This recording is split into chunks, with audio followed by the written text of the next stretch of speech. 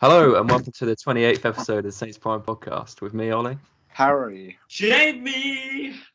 Mikey. We've got a musical, Jamie. Oh, Any dear. reason for the musicality today, Jamie? Switching up, everyone else is a bit boring. I thought I'd be a bit better than all of you. Okay, well, I'm guessing you're in good spirits today. You guys, how are you today? I'm not too bad. Weather's here's a bit It's shoddy, cold outside. let's say. But yeah, it's not bad in London. It's Actually. quite nice for it. Well, Yeah, but London is like, I don't know, the equator. The equator. further from the Is equator. it? You're Yeah. closer, Mikey. Thank God we don't do a geography podcast. There's very It's little amount of people live in Southampton. Actually, no, I'm done Just with be this. quiet, mate. We'll move on to football. Talk about something we actually Global know warming. something about. Well, we got you do, questions. Doctor. We got a couple. I'm sorry, I forgot to do it until this morning, so I've only got two. First one, Dan Let Messi down. 96 says, if we lose to Everton, is Ralph gone? I I don't think he should, but there's rumours around that Chris Coleman is a bit interested. no, So we're Yeah. not even I'm supporting that. also rumour. interested in living in Barcelona, but you can't have everything you want. So, Catalonia. Should we sack Ralph? No. Could it be a possibility? yes. Possibly. I don't know. That's the best I can offer, really. You don't know what the board are thinking, but Hashtag Allardyce in. oh god. You'd love to see it. Well, yeah, it's a difficult one, isn't it? It depends what the board are looking. If they still have faith in him, then hopefully they'll stick around with him. But if they're getting too impatient, they might try and make drastic changes because they've been caught out in the past by making decisions too late. But hopefully this time they don't actually do that and they give Ralph a bit more chance. Whereas we've had managers in previous times who have probably been given too much chance and then by then it's been too late and already on the downwards path. So I'd hope that we give Ralph time to move back upwards. But there we go. Brilliant answer. Anyone else? Any other thoughts? You kind of covered it all there, really, Ollie, didn't There you? you go. Do you think their decision will be changed by the fact that the fans back him more, so they might back him more? Because with Pellegrino, we were quite against him, and then he went. Same with Hughes, and now we actually like. And We actually, yeah, but they haven't really changed that. But because we like our manager, do you think arguing? they've got more room to be more relaxed about their decision making because they know they've got the fans on side still, in a way. Well, to be honest, fans I don't. agree with I agree with Tizard because I think the board really do care what fans think because they know we'll make sure we voice our opinions and what their decisions are. But at the end of the day, how much of an effect does the fans' opinion actually have on results? 20%, 80% maybe. I don't Bit of think. both. I think the fact is that if they're not seeing results, they'll happily change it. But if they're just going to go on what the fans think, I don't think that makes too much of an impact for them because they're going to be thinking progress and financial wise. They're not going to be thinking, if we're going to be paying, we're still paying other managers for contracts they've been on. Are we? So, probably, yeah. I think how big was Mark Hughes' contract? 3 years, That was I think. a couple years ago. Yeah, 3 years. So he's probably still got another year. We're probably still paying Hughes for another year. I thought you pay when you sack when you pay him off the rest of their contract. Depends how expensive it is. Depends how expensive it is. Yeah. I think Pardew was still being paid off for the Newcastle contract. He still is. Yeah, because I doubt Southampton just want to pay Hughes. We sacked him 2 years early. So Something like that. if you say he's on $5 million a year, I doubt they're going to give him $10 million straight away in one transfer. They'll probably space it out to try and. Because they Rouse on $7 million a year. Yeah, well, they'd probably want to move the cash flow stuff like that without paying it all at one time. But that's not the point, is it? They're going to be thinking, are they seeing progress? Is it going to be a positive move financially for them to see progress in the future? Unfortunately, I don't think fans make too much of a decision. I think it's a factor, but I don't think it's a decision maker. So, yeah, to be honest, to answer your question, Tiz, I'm not too sure. I think it's a positive, so it might be something that keeps him in the job, but I don't think it would be a major factor to keep him in the job. See, my only thinking behind that is that under Puel, black and white, we had eighth place in the cup final, and then because the fans were very toxic, they sacked him off. Do you think that decision was a lot by the fans, or do you think that was board made? That's the thing, because that's my only thinking is we in other seasons, other teams, they probably wouldn't have sacked him. Say if we were happy with an 8th place finish, then we're happy with the position. It's just the way we're playing football. So do you think that had anything to do with it? And that's my thinking now, is that because we're happy, they're more likely to keep him. Whereas under Puel, fans were unhappy, so that's why they got rid of him at the end of the season. But I think the people, the board of directors, are football fans themselves. They come from footballing backgrounds, and they're able to watch. They watch the games the same as us. They will probably have the same concerns that we did at that point. So, would they take? Are they going to take a forum from the fans or whatever to see the results? All it takes is have a look at the fans forums at the start of each season. People were jeering and shouting at the managers 2 seasons ago, and then last season people were cheering, standing up and clapping Ralph. You can see the overall morale around there. It's not just about the games and the fans, it's the whole feeling around there, because if the fans are falling out with the manager, you probably find the backroom staff and players in the behind the scenes are probably encountering the same things as well. So I think fans is only one of a majority of aspects around the club that could change and could take a difference into how a manager's performing. The only thing that I'd say about Puel is that, yes, he got 8th place in a cup final, but I think we finished 6 points above the relegation zone or something ridiculous like that. Really? We won 1 in our last 8. Oh yeah, that. We didn't score at home for a long time. I think it was the least amount of goals we scored in the season to that point in the Premier League since returning.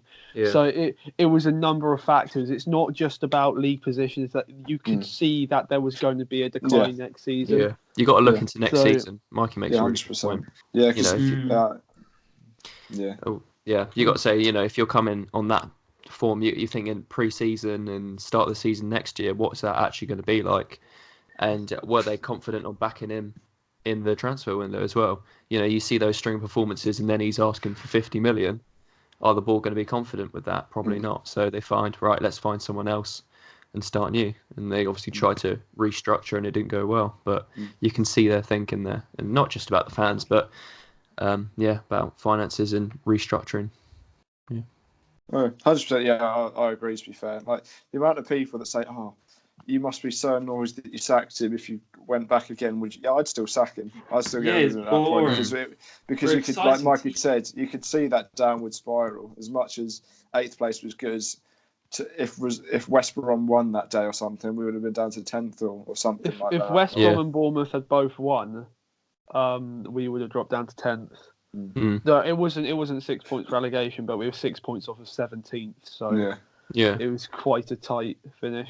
Yeah. Well, the season before that, we were 5th and doing really well. I know it's because of United and Liverpool's downfall that we came 5th, but we were still capitalised. Yeah, we were still there. With those last 8 games or 6 games, we didn't win. It was a 1 win. We won 1 win in 8, and that was the 2-1 win. We could have been the Champions League football if we actually continued our form in those 8 games. Yeah. It's ridiculous. Yeah. No, we're stuck on Puel. Next question. You got Elich Cott 2004. Do you think Che Adams deserves another chance? We've asked this quite a few times, but now another week goes by and he hasn't started in either the Cup or the League. What are you thinking? I think that's strange. You'd think the Cup is a good way to introduce him back into playing regular football. You see something from the Cup and then go up, and then, it could be a Kickstarter for him and then move on. But I don't know. It didn't happen, did it? I just think he's just Ralph knows what he's doing with him. It's just taking his time with him. So he's reassuring him, you're not a failure. I think with lots of young strikers that come in, they play a few games, don't score, and their confidence just drops completely. I think they make it in a big time. I think it's just he knows what he's doing, just letting him do his thing. So slowly interface him back into the squad, hopefully the goals will come with it. And do you think the confidence that the fans still kind of showing him is reflected by the manager, or do you reckon there's a little bit of indifference there? Ooh. I think it depends what player you ask, because the players that are playing, they will always have confidence in the manager because they're playing football. They're the ones going out there every week and getting the extra wages, the extra money that they get on the side through their contract. Mm-hmm. While if you ask Shane Long at the moment, if he was happy with the management, he'd probably say he wouldn't because he's not starting. So it just depends which player you ask. Like the ones in the media right now, I think Redmond's come out and said that he's got confidence in the manager. Ward-Prowse came out and said he has confidence in the manager. They're two players that are key roles in the team. Yeah. So as long as you've got the key players on your side, you'll be fine. If you do not have the key players on your side, that's when you've got a problem. That's when the manager has to go. Mm. True. Any other thoughts, guys? That's what happened at Leicester as well under Ranieri. Mm. Yeah, I think that's fair. Yeah. I think that is fair. And those are our two questions this week. So I only put it out 6 hours ago. It's not like we record at the same point every single week, is it? Yeah. Like, could possibly plan it a little bit earlier, but we recorded it at 10 last week. So yeah, but it's still the same game. If not, that gives you more time. So. Okay. Let's upset Tizard that you're let's not talk about that now. I know, it's just incompetent. I'm sorry. It's like me and Mikey put so much effort into these podcasts, yeah. And then in beforehand especially, and you just sit there and do nothing. I'm sorry. Let's move on from Tizard's disappointing effort. No, I'm not moving on. I'm thinking of other things in the pipeline at the moment, you know. Yeah, right. So I've got quite a lot on my plate. I've got a lot on my plate as well. I've got a big day tomorrow, but I'm concentrating on this. Yeah, exactly. See that? Jamie putting in the effort. You need to film tomorrow, right? Yeah. I had quite a lot on my plate, yes. Oh, right, okay. In quite a literal sense, because let's just move on. You're just I had a big dinner. We interrupt this podcast to find out what Harry had for dinner. Right, okay. Let's swiftly move on to. I mean, we covered the Man City game. We've been doing these reactions straight after the game, which I think are going down quite well. It seems like people like to see it. It also means there's more stuff coming out. So. What? Sorry, Jay. Jay punched his laptop.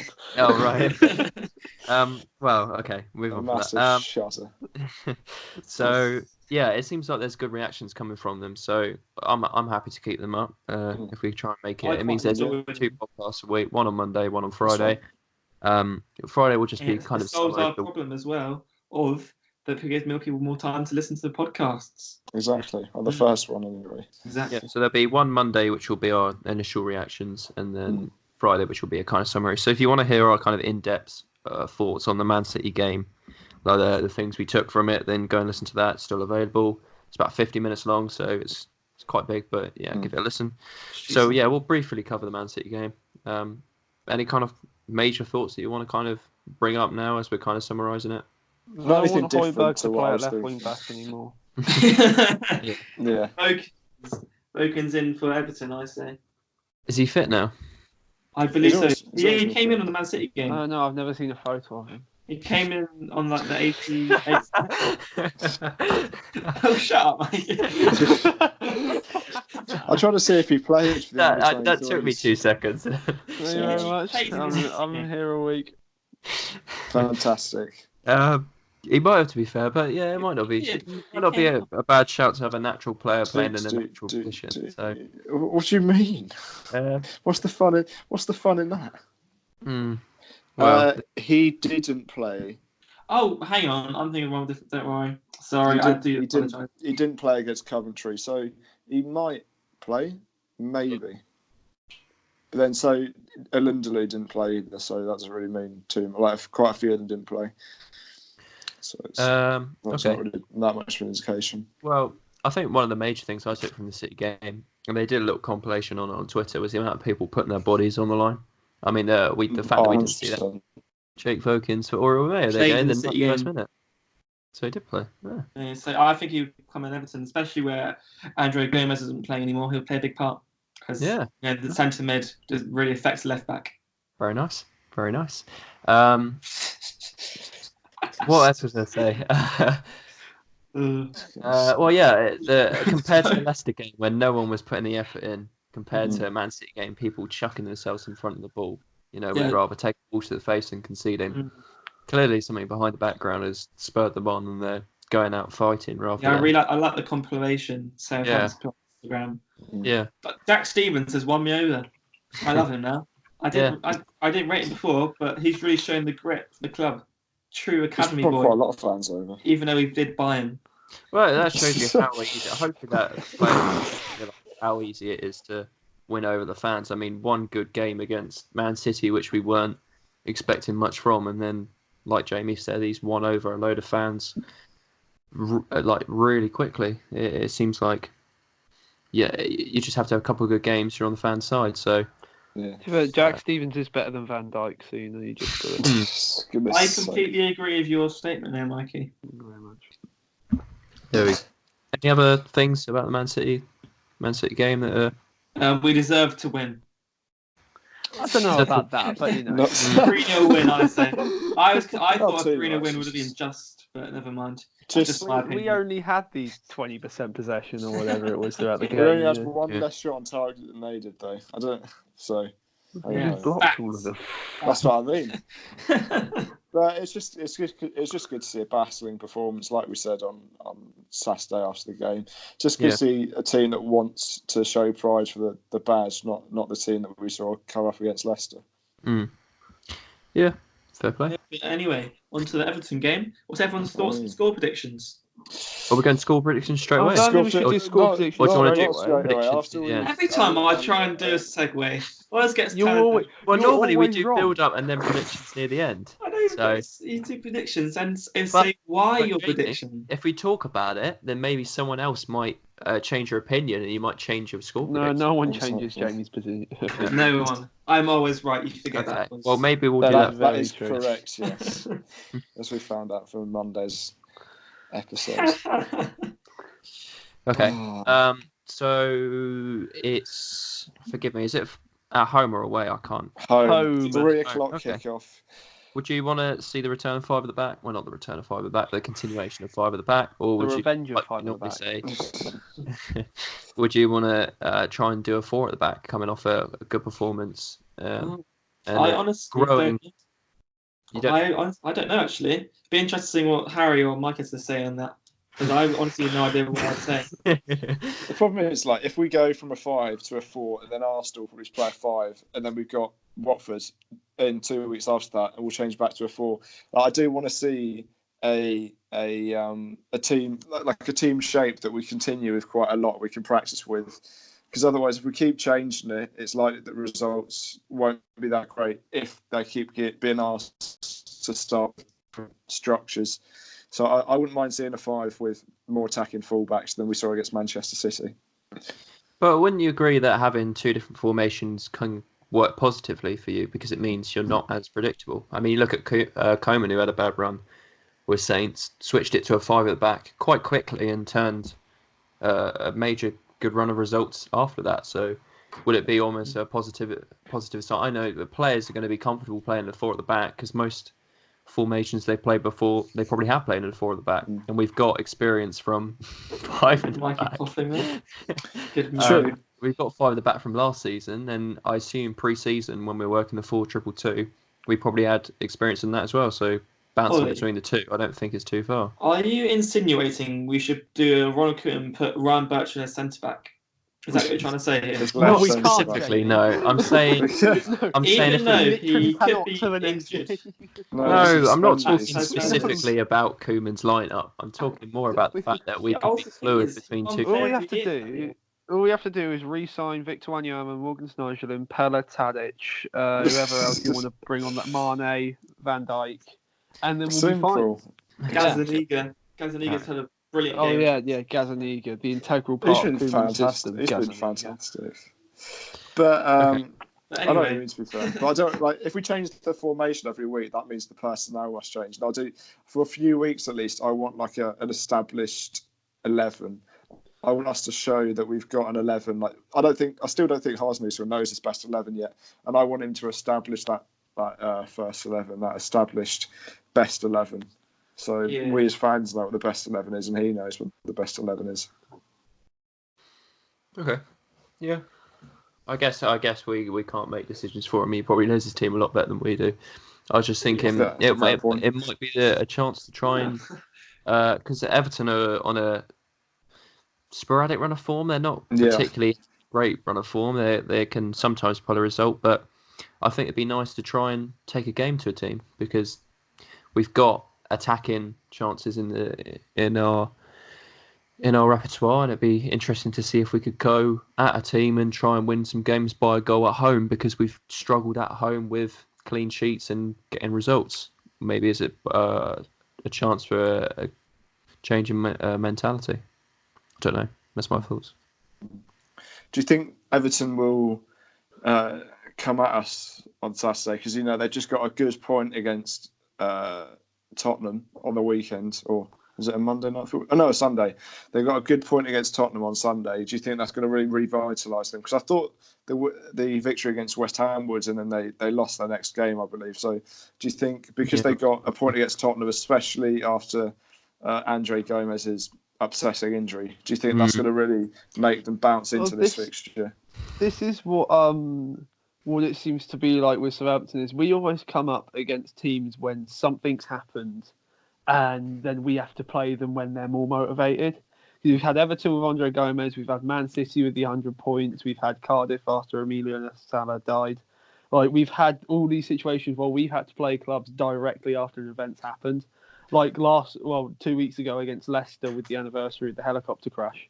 So it will be difficult, but I don't think Everton's even got a point away from... no, they've got 1 point away from home this season. Who's that against?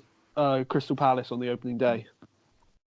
So we've really got to take this opportunity to beat them, a poor Everton side. And I think if we score 11 goals against them, we would leap them in the table and we'd be out of the relegation. What website are you reading that off? I'm curious. Wikipedia. Yeah. No, it's a good point. Although it seems like with most teams, they're going to have a reason to be fired up, whether it's a good run of form, a bad run of form.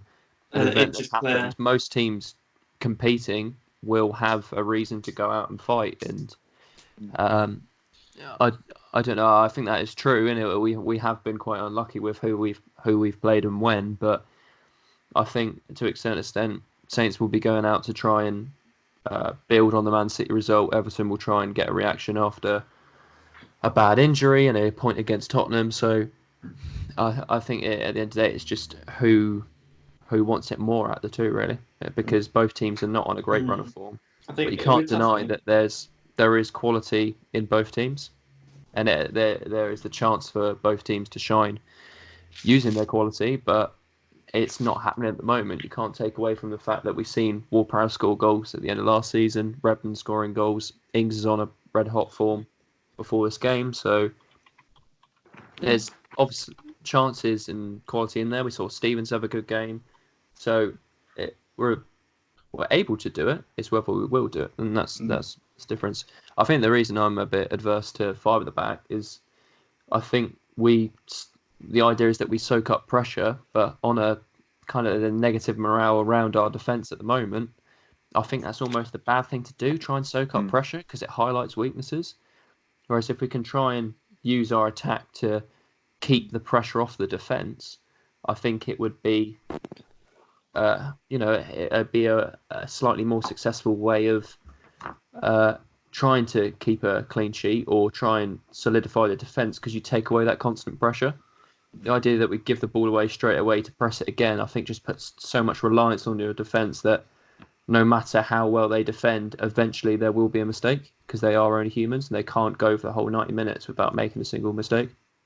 That's my kind of issue. I just hope a bit of attacking play can try and relieve those defence of the pressure. Yeah. No, I was talking to someone before the game, and they were saying, I was saying, we've got to win this because Everton are on a bad patch of form. We should get at least a point. But then on the flip side, Everton are probably thinking the exact same. So Everton aren't on a great patch of form. They've not won at home since last season against Wolves. We should probably be getting a point or more from that game. So it's difficult to say. It's a game that we can't both lose. So someone's got to get a point out of the game. Yeah, it might fall to a stalemate if both teams are not happy to commit, or you could have an action-packed game where both teams are going for it. Would you take a point right now? No. I would be disappointed we didn't take advantage, I think. I think we have to. I don't want to, but I think we had to get a point out of this game. It was a draw or the win. Because, like I said, we're both teams are in a situation where we're both needing the points. We're both in bad form. We both need to turn it around. But I think we can win. It's just that Everton side has such quality in it. This could be the game they actually show that, but they haven't done much of the season. And the thing is, it depends what the point is. If Everton are really fired up and they're, bombarding us with the quality they have got up front, they've got Richarlison up there, who's a £40 million striker. He got double digits last season. Who else have they got in their squad? Czech Tosin scored last time out. Yeah, I mean, Dominic you look at those names, Lewin, Alex Iwobi. Theo Walcott, especially. Yeah, you look at those players, they've got clear quality in that side. But the thing is, everyone, the main question is, will they wear an Andre Gomez top in their warm-up? Yes. Probably. That's a good point, actually. Will they remember he's clearly passed away, obviously, after an ankle injury, so they have to wear a shirt to memorise him. JB. I've lost my trail of thought. Someone revive it. I can't. Everton haven't won. Well, no, they've won once in their last 5 as well. This is what's so good about having a supercomputer in front of you. Oh yeah, does that supercomputer have a camera? No, but it does have a black box. So it can't be that super. So in this game, Cedric and Gineppo are both returning. So do you think Gineppo could really be that like the thing that turns it around for us? Because I was listening on the radio and from what fans are saying on Twitter, and apparently he did, even though he's only on for a few minutes against Manchester City, he still really showed his quality. So do you think he could really make a difference if he does get the start? And who drops out the team if Gineppo comes in? I'm very excited to see him come back. However, I think it's probably Redmond who comes out the team. I think they're both similar players. Yeah, because the thing is with Redmond, I hate to say it, but has he scored this season yet? Once, but he scored once. But don't you think he was against Man City? I agree with your saying there, Ollie. I know where you're coming from, but I think they're both similar players. Gineppo would really slot into that position. Yeah, I agree with that. But I think the one thing that Redmond gives you is a directing, attacking drive, and the fact that against Man City, even though he didn't get on the score sheet or have many shots on target, what he did provide was good pace in attacking places, working hard to drive that ball out and allowing the defence to reset. Okay, we changed the question a bit and say, what formation would you play and how do you slot him in? Well, I'd like to see 4 at the back at home. I think at home you should have the confidence in yourself to say we don't need an extra man in defence, and I think we should have confidence in ourselves to put an attacking player in the midfield and allow us to relieve that pressure by attacking. I think we need someone to pull the strings in midfield. I'd quite like to see Stuart Armstrong there, coming off the back of a decent game. I think Redmond should keep his place, but possibly out on the wing so he can cut in maybe on the left. Whether you want to keep Ward-Prowse in the team for the dead ball situations and put him on the right and maybe bring on Djempo for a bit of attacking flair, maybe take Ward-Prowse off at 60 minutes, and then I think keep Danny Ings up front. Something like that, and then you can have Højbjerg and Romeu defensive midfield, possibly Vokins coming at left back. Like I say, I always think a 4-2-3-1 really suits us because you cover the pitch, you use your width successfully, and you can use points to still press in that formation and kind of close the passing lanes rather than directly the player, which is something that Man City really used effectively last game. If you looked at them, they're not directly pressing the player into mistakes, they're cutting the passing lane, so almost not giving him the chance to bring it out, but rather cutting his opportunities so they intercept rather than directly take the ball off the player. Because now you see a lot of players are comfortable on the ball. However, if you take away their passing ability, you may be able to force them more into a situation when you're in attacking position. Thing is, you just know Stuart Armstrong's been working really hard in training. He's just got a start against Manchester City, and now he's probably going to get dropped again because Gineppo has just come back, and he's probably our star player. So I imagine Stuart's probably going to be the one that comes out. I don't think we'll change the formation that much. I think it'll be the same formation, but Gineppo will probably come in, and then I imagine Cedric will also come in for Jan Valery. That's how I think we're going to line. Oh, was there an injury update on Jan Valery after he came off? I don't think he's Southampton injured. didn't highlight anything about it on their. Yeah, probably said a bit of a knock then. They only said Bertrand's completely out, and that's obviously due to suspension reasons. Yeah. I would wonder if he would, because you remember against Sheffield United, Gineppo started as a left wing back, and against Liverpool he came off the bench against a left wing back. So just wonder if Armstrong does get dropped, whether Højbjerg would go back into the centre of midfield and then Gineppo would drop back at left wing back. Possibly, that's a good show actually. I don't want to see it, but I think that could be a possibility. Yeah. Well, that may be a way to get him into the team because I think the fans are calling for it. I think we want that bit of flair, and we're struggling with our left back position again. So it might be a solution that he might aim towards, but yeah, we'll see. Yeah, I remember last time that Gineppo didn't really get into the game in the first half, playing at left wing back. He was out of position a lot. So whether he's been training like off the pitch, trying to develop as a left wing back, or maybe it probably won't happen. I could see us switching back to a 4-2-2-2 because that is how Gineppo was brought in to play as a winger and play with Redmond. But if he wants to stay solid with a three at the back, then Gineppo could step in at left wing back. Possibly, yeah. I'll just have a look at the Sheffield United lineup when we did actually play it. And I've got it up now. If you go on then, run through it. There's Gunn in goal, Vestergaard, Yoshida, Bednarek as a 3, Gineppo, Højbjerg, Romeu, Cedric as a 4, then Boufal, Ward-Prowse and Adams. Ooh, forgot about Boufal. I think if you put Redmond instead of Boufal, that'd be a really solid starting team. Yeah. Because I think Redmond does actually help out quite a lot down the sides, whereas I think Boufal's work rates defensively aren't up there. Whereas I think actually Redmond does actually help out down the wing, might help out Gineppo if he needs it. And you think Danny Ings instead? Was it Adams? Did you say? Yeah, Adams was up top. Okay, maybe Ings for a bit of pace up front then, while he's still on good form. But yeah, apart from that, I think that sounds like a very good lineup to go against Everton. Ings is a fan of playing against Everton as well, isn't he? He always seems to bag a goal somewhere. Oh, Liverpool, yeah. Oh, even last season he got one in the cup and in the league against them.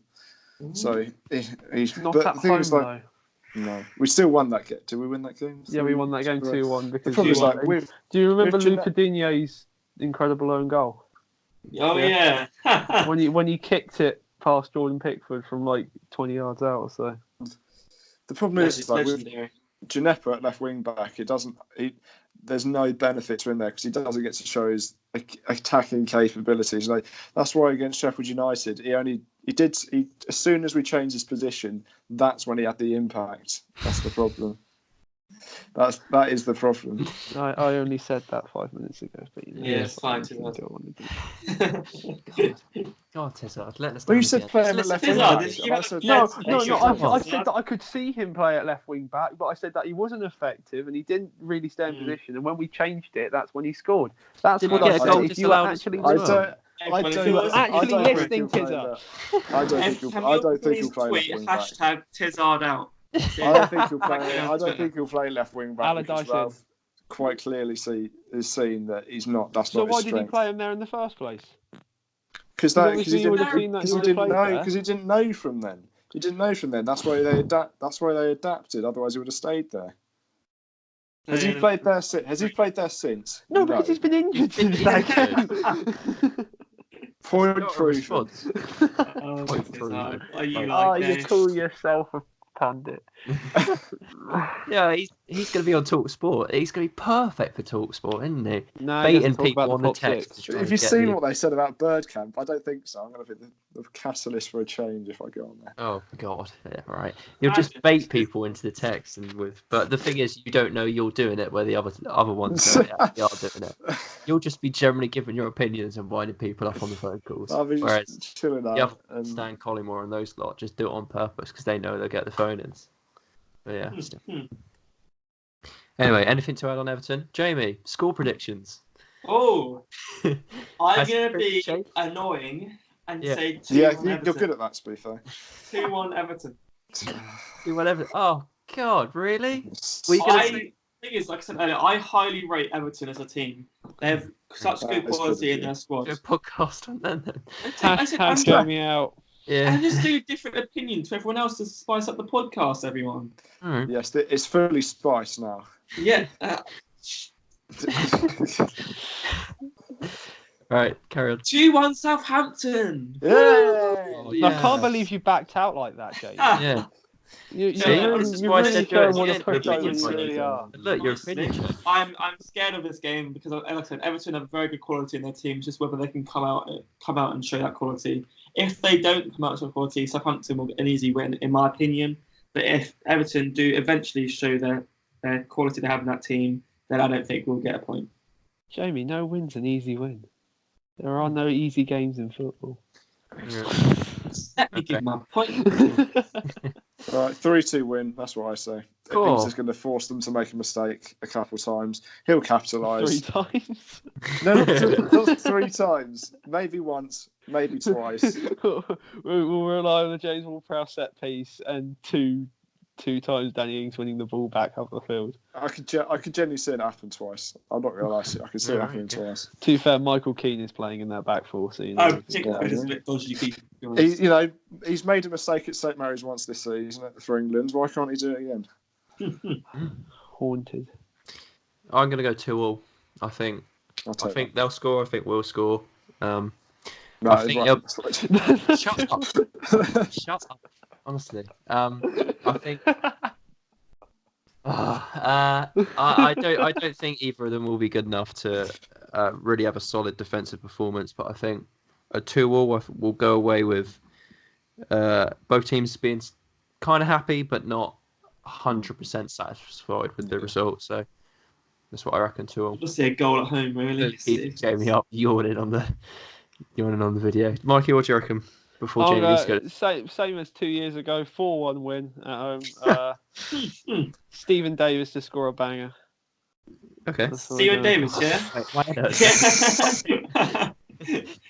So we're going to recall... Wait, do you That's want what to happened last time. he gets signed for 1-0 Southampton. I don't think there's going to be a lot of goals. I think it's going to be incredibly scrappy, and I think a thing will just fall to anyone in that box. Hopefully not Valerie, just someone who can actually stick the ball in the back of the net. Did you not see Valerie's goal against United? Did you not see his shot against Leicester, where he was 3 yards out and it dribbled? Did you not see his goal against Tottenham? Yeah, that was luck. I loved it. It was luck. It literally flicked off of his shin and went in. Oh well. Well, anything else to add, or should we wrap it up there? That's it, really. Well, I found a not so fun fact, which was that we'd be bottom of the league if there was no VAR. Apparently, a 442 did an article that said how the Premier League table would look like if VAR didn't record a decision. That doesn't surprise me at all. What a fantastic addition VAR is to the Premier League. What a sum I signing. absolutely love it. Yeah, do you have a look at your fantasy teams as well? After you've suggested that. I don't really want to, but we've not looked at it in quite a few weeks. Sour to God, mate. It's weird because I got 2 red arrows and 3 green arrows, so I got 39. Abraham. Red arrows. 39 red arrows. That really was a bad week, mate. Oh, well, I went up over, so I guess that's not bad. All of the arrows are green. I got 53. So I took that. Abraham got 24 points to me.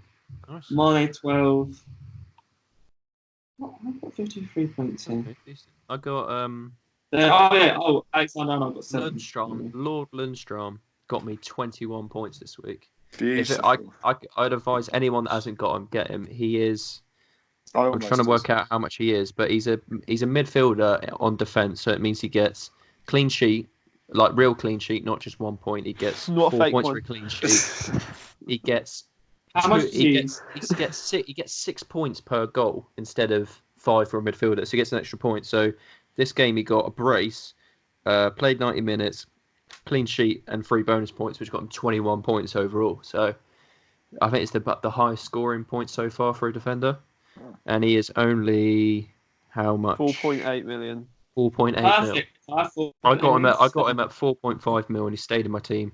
Even if you keep him on the bench for first sub and move him on just in case, it's totally worth it. Just in case he pops up with a goal or a clean sheet.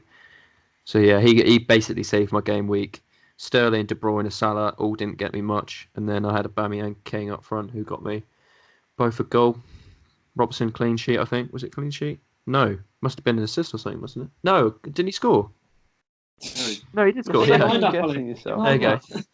I should have looked at it. Yeah, apart from that, 66, all right week. I'm just under 500k, and I'm 16th on the SaintsPrime League. 16th. Who's first? Who is first? It is James Rickson. Oh.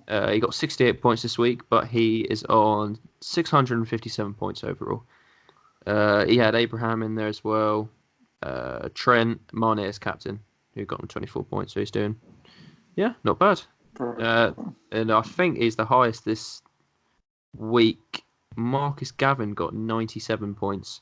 Wow, so he had Mane captain, Abraham, Vardy, Lundstrom, Robertson, Dunk. Yeah, really good performance for him. Yeah, 94 points. So, was it 94? No. Yeah, fair play. There we go. Well played. But yeah, apart from that, anything else or? Can't think of anything. So the Cedric story came out about him. Oh yeah, going to leave, but yeah, do you think it's not? We could talk about this earlier, weren't we? To see if we'd get any offers at January, or we will just let his contract run out. I think he'll probably sign a pre-contract. Yeah, or just wait. Those career mode players. Yeah, I said 4 transfers just then as well. I don't think many teams, unless they're itching for a right back, will actually need to go out there and buy him in January. So they're probably waiting until Tottenham. They need a decent right back, don't they? Yeah, Cedric the answer? That's the question. He's better than Aurier, no doubt. Is Kyle Walker-Peters still injured, or is he just not being chosen? I think so, yeah. I don't think he's being chosen. And when you're not being chosen over Aurier, then there's a problem. I also think as well, the one problem with Cedric, he is very good defensively, but I think the issue with him, as soon as he goes into a team, he's highlighted as a place to hit because put crosses onto is quite weak. So he's automatically goal kicks, back post headers, they all go that way. So I think it's unfortunate for him, but I think he does get targeted sometimes going into games, which I think is his downfall. You think if he grew 4 inches over the summer? I think that's a little late for a 28-year-old. I don't know if he's gone to puberty yet or not, but never know. I got something here to add. Callum Wilson in England squad over Danny Ings. Do you agree? Yes. Yes, because Wilson's had a better season. Yeah.